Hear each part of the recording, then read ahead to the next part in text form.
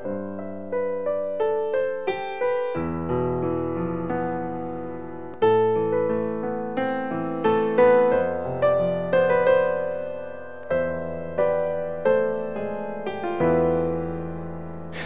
senden çok sevdim, kendimi kendimden alıp gittim.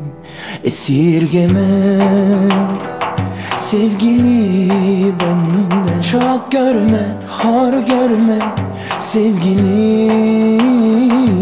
Bir günde beni anlasan ölür müsün?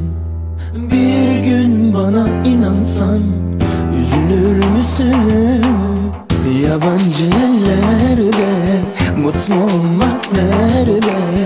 Gittiğin yerlerde hiç güldün mü sen? Hasretinden soldum birden sevgilim sen.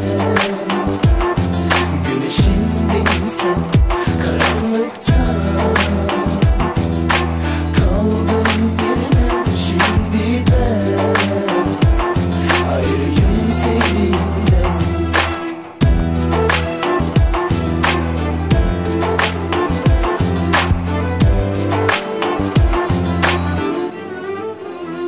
Seni senden çok sevdim, kendimi kendimden alıp gittim.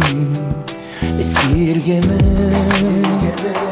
sevgini benden, çok görme, hor görme sevgini. Bir günde beni anlasan ölür müsün? Bir gün bana inansan üzülür müsün? Yabancı ellerde mutlu olmak nerede?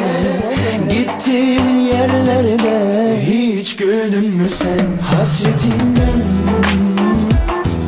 soldum birden sevgilim sen. Güneşindin sen karanlıkta.